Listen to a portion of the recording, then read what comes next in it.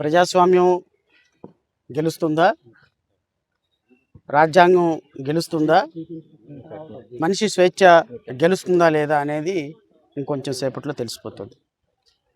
గౌరవ న్యాయమూర్తి గారు చాలా సుదీర్ఘమైనటువంటి వాదనలు విన్నారు.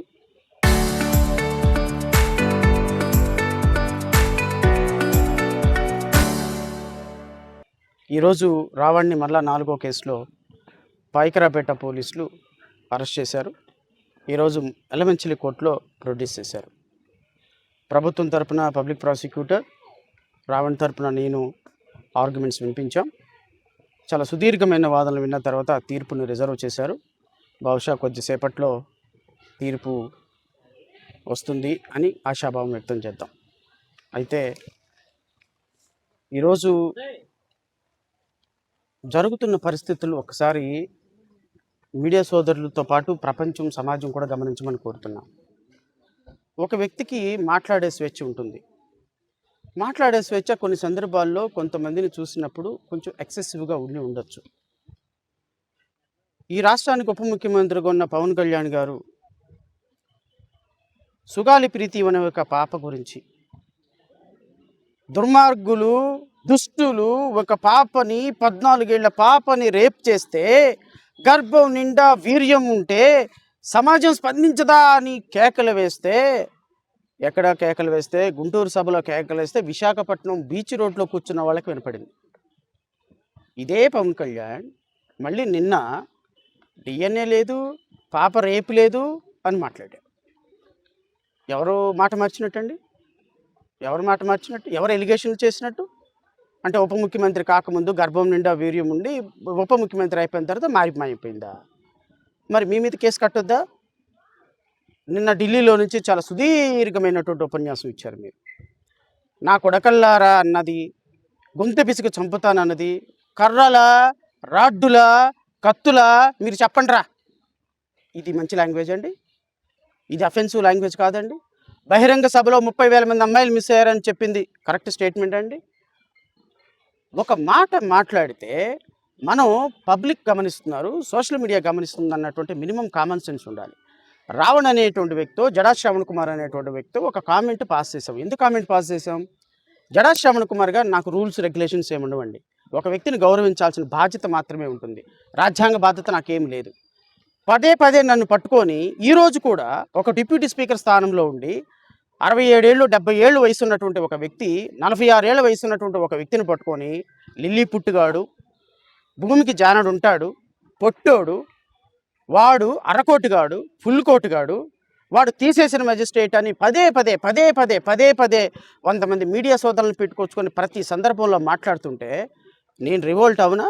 ఇంకోసారి నన్ను అన్నావు అంటే, లేకపోతే జీసస్ క్రైస్ట్ని పట్టుకొని 3 మేకుల దేవుడు, 2 చెక్కల దేవుడు అంటే నేను అన్నా, పాత సామ్రాజ్యాన్ని కాపాడేటువంటి వ్యక్తిగా నువ్వు ఉన్నావు. నువ్వు జీసస్ క్రైస్ట్ని 2 చెక్కల దేవుడు, 3 మేకుల దేవుడు అనకూడదయ్యా. ఇంకోసారి అలా అన్నావంటే నీ నాలుగు వస్తానన్నా. నువ్వు నన్ను పట్టుకొని లిల్లీ పుట్టు అని 10 సార్లు అంటుంటే, నన్ను పట్టుకొని అరకోటు, ఫుల్ కోటు, తీసేసిన మెజిస్ట్రేట్ అని 20 సార్లు అంటుంటే నేను అన్నాను, నువ్వు పందిలాగా ఉన్నావు, కోస్తే 3 ఊళ్ళకి సరిపోతావు అన్నావు. ఇదే ఎనీ రాంగ్ అండి దాంట్లో? దాని మీద నా మీద కేసు పెడతారా? రావణ్ ఏమన్నాడు? పవన్ కళ్యాణ్ ప్రశ్నించమన్నాడు. ప్రశ్నించకపోతే పవన్ కళ్యాణ్ నోట్లో అని ఆఫ్ చేశాడు. ఫుల్ చేయలేదు. అది నోట్లో బెల్లంగడ్డ పెట్టుకున్నావా అంటారు సహజంగా మన ఊళ్ళలో. నోరు పెదగట్లేదు, నోట్లో ఏం పెట్టుకున్నావా అంటారు. అంటే భూతా అండి? భూతా? మీరు చెప్పండి ఒకసారి. అసంపూర్తిగా వదిలేసినటువంటి వర్డు అది మీ ఇష్టం వచ్చినట్టు ఫిల్ చేసుకొని అతని మీద కేసు పెట్టి స్టేషన్ తిప్పుతున్నారే, ఊరు తిప్పుతున్నారే, ప్రతి పోలీస్ స్టేషన్ చూపిస్తున్నారే. ఈరోజు రావణ్ అనేటువంటి ఒక యూట్యూబరు ఏం దేశద్రోహం చేశాడు? ఒక పవన్ కళ్యాణ్ మీద మాట్లాడటం తప్ప ఒక అరెస్ట్ చేశారు. రైట్, మీకు అధికారం ఉంది, అరెస్ట్ చేశారు. అరెస్ట్ చేసి మీరు ఏం చేయాలి? కోర్టు ముందు ప్రొడ్యూస్ చేయాలి. ఎక్కడండి జన సైనికులు? 100 మంది జన సైనికులు, 1000 మంది జన సైనికులు వచ్చి పోలీస్ స్టేషన్ మీద దాడి చేస్తారా?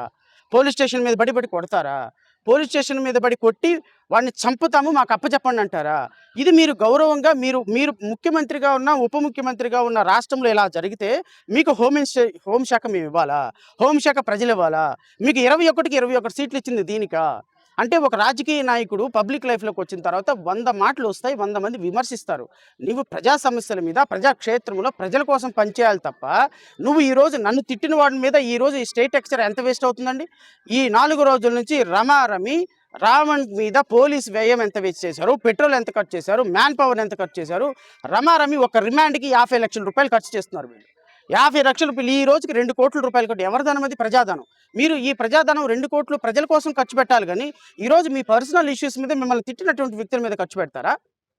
ఈరోజు నేను పవన్ కళ్యాణ్ అడుగుతున్నా, నువ్వు చెప్పినట్టుగా నువ్వు మాట్లాడినట్టుగా ప్రశ్నిస్తే కేసులు పెట్టమంటే రేపు 2029లో నీ మీద ఏమైపోతారు?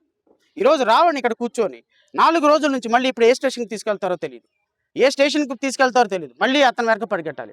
ప్రజాస్వామ్య దేశంలో ఒక మాట ప్రశ్నించినప్పుడు ప్రశ్నకు ప్రశ్న సమాధానం ఉంటుంది.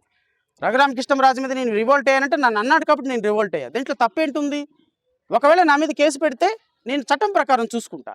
కానీ ప్రజాస్వామ్య దేశంలో ఈరోజు రావణ్ మీద జరుగుతున్నటువంటి దాడి నిజంగా గనక జడా శ్రావణ్ కుమార్గా జై భీమ్రావ్ భారత్ పార్టీగా అతని వెనక మేము లేకపోతే ఈరోజు రావణ్ చనిపోయేవాడు, రావణ్ని చంపేసేవాళ్ళు.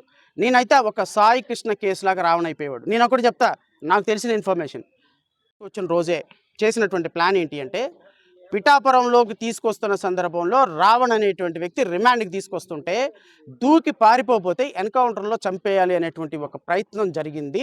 ఇది హైలీ సోర్సబుల్ ఇన్ఫర్మేషన్. ఇది రాష్ట్రానికి కరెక్ట్ అండి?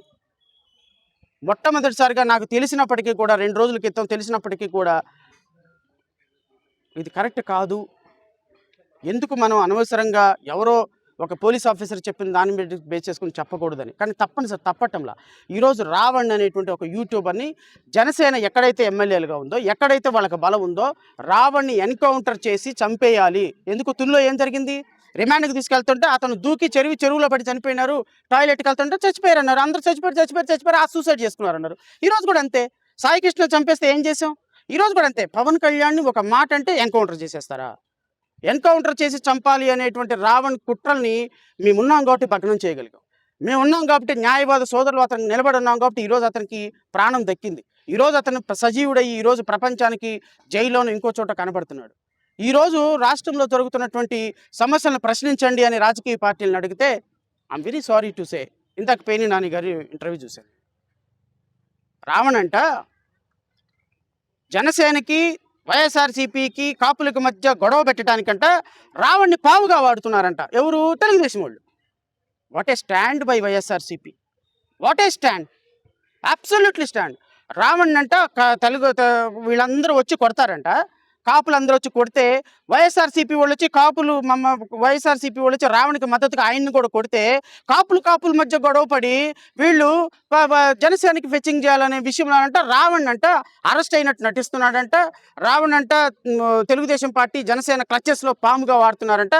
నేనంట వైఎస్ఆర్సీపీ అంటే నేను అడుగుతున్న పేర్ని నాని గారిని, సార్ మిమ్మల్ని కాపులు వెనకేసుకొని వచ్చి జైళ్ళ మీద పడి మీ కార్యకర్తలందరూ కూడా జనసేన కార్యకర్తలతో పోటీపడి గుద్ది కొట్టుకొని మిమ్మల్ని ఎవరు రోడ్ల మీద పడి కొట్టమని అడగటం లేదు సార్ మీ పార్టీని.